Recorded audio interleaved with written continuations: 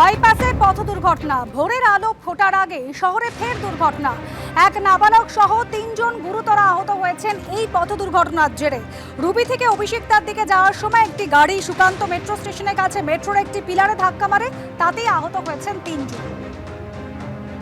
ফের পথ দুর্ঘটনা বাইপাসে বুধবার দিনকে ভোর 4টে নাগাদ যখন একটি প্রাইভেট গাড়ি রুবি হাসপাতালের মোড় থেকে যখন সেটি অভিষিক্তার দিকে যাচ্ছিল, ঠিক সেই সময় বাইপাসের ওপরে ঠিক কবি সুকান্ত মেট্রো স্টেশনের সামনে যে পিলারটি দেখা যাচ্ছে এখানে সজোরে ধাক্কা মারে এবং এই মুহূর্তে গাড়িতে থাকা যে 3 জন যাত্রী ছিলেন তাদেরকে হাসপাতালে তাদের চিকিৎসা চলছে, যার মধ্যে একজন নাবালকও রয়েছে। কিভাবে এই দুর্ঘটনাটি ঘটল, অর্থাৎ বেপরোয়া গতিতে যাওয়ার জেরে এই ঘটনা, নাকি এই ক্ষেত্রে দাঁড়িয়ে যিনি চালক ছিলেন তিনি মত্ত অবস্থাতে গাড়ি চালাচ্ছিলেন তার জেরে ঘটনা, পুরো বিষয়টাই খতিয়ে দেখা হচ্ছে। দেখা যাচ্ছে যে স্পটের বিভিন্ন জায়গাতে গাড়ির বিভিন্ন অংশ এই মুহূর্তে ভেঙে পড়ে রয়েছে। পিলারের একটা নির্দিষ্ট জায়গা সেটাও কিন্তু যথেষ্ট ক্ষতিগ্রস্ত হয়েছে।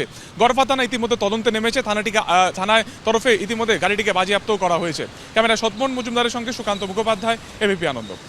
রিজেন্ট পার্কে যে ডাকাতির অভিযোগ উঠেছিল সেই ঘটনা সামনে রাখবো। সেই ডাকাতির অভিযোগের ঘটনায় অভিযোগকারী মহিলা এবং আরও 2 জনকে গ্রেফতার করেছে পুলিশ।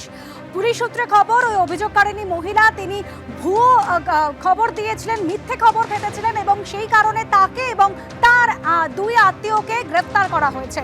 আমাদের প্রতিনিধি আবির দত্ত আমাদের সঙ্গে রয়েছেন সরাসরি। আবির, ওই অভিযোগকারী মহিলা তিনি কিন্তু বলেছিলেন যে সোনার গয়না লুট করা হয়েছে, দুষ্কৃতীরা এসে তাকে ভয় দেখিয়ে।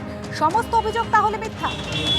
দেখো, এমনটাই মনে করছে পুলিশ। তার কারণ হচ্ছে যে অভিযোগ ওই মহিলা করেছিলেন, সেই অভিযোগের ভিত্তিতে তদন্তে নেবে বেশ কিছু বিষয় প্রথমে পুলিশ দেখে। প্রথম, যে সিসিটিভি ক্যামেরার ফুটেজে কাউকেই যে সময়ের কথা তিনি বলছেন সেই সময় বাড়িতে প্রবেশ করতে দেখা যাচ্ছে না। ছাদ থেকে যদি কেউ ঢোকার চেষ্টা করে সেই সম্ভাবনাও খতিয়ে দেখা হয়েছে, সেটা থেকেও কিন্তু কোনো রকম সদর্থক উত্তর পাওয়া যায়নি। দ্বিতীয়ত, ওই মহিলাকে সামনে বসিয়ে যখন স্কেচ করা হয় 3বার তার তিনি যে ডেসক্রিপশন দিয়েছেন বা তিনি যে বর্ণনা দিয়েছেন সেই বর্ণনায় দেখা যাচ্ছে যে 3বার অন্যরকম ছবি আসছে। এরপর তদন্তকারী আধিকারিকরা তার ব্যাকগ্রাউন্ড খতিয়ে দেখেন এবং খতিয়ে দেখতে গিয়ে জানতে পারেন যে তার যে মা, তার কাছ থেকে তিনি প্রায় 6 লক্ষ টাকা পেতেন, মা পেতেন ওই অভিযোগকারীর কাছ থেকে। এবং সেই যে টাকা নিয়ে একটা বিবাদ ছিল বা টাকা লেনদেন নিয়েও একটা সমস্যার সম্মুখীন হয়েছিলেন ওই মহিলা। এবং এই যে রাজা নাগ বলে যে ব্যক্তি যাকে গ্রেপ্তার করা হয়েছে, তদন্তে তারা এটাও জানতে পারেন ওই মহিলা যখন স্বীকার করেন যে এই ঘটনা তিনি ঘটিয়েছেন, বিগত কয়েক মাস ধরে তিনি এই সোনার গয়না সেগুলো অন্য জায়গায় বিক্রি করে তিনি টাকা জোগাড় করছিলেন।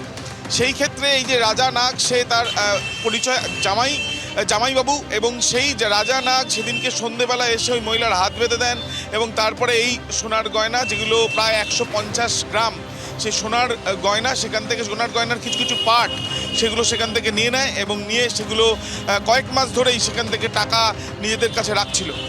এই যে পুরো ঘটনা, সেই ঘটনায় চাঞ্চল্যকর অভিযোগ মহিলার তরফ থেকে করা হয়েছিল যে তার স্বামী এবং তার ছেলে নেই।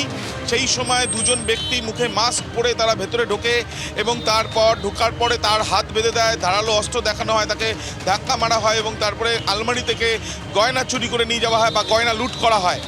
এই যে ঘটনা, সেই ঘটনার তদন্তে নেমেই সিসিটিভি ক্যামেরার ফুটেজ, সেখান থেকে অসঙ্গতি, তার বক্তব্যে অসঙ্গতি, স্কেচ থেকে যে বিবরণ পাওয়া গিয়েছে সেই বিবরণের অসঙ্গতি থেকেই কিন্তু সন্দেহ আরও বাড়ে পুলিশের। এবং তারপর টানা জিজ্ঞাসাবাদের পর গ্রেপ্তার করা হয়েছে ওই মহিলাকে। মহিলার বয়ানের ভিত্তিতে রাজা নাগ নামে তার আত্মীয়, তাকেও গ্রেপ্তার করা হয়েছে। 2 জনকে আজকে আলিপুর আদালতে পেশ করা হবে। ধন্যবাদ আবির।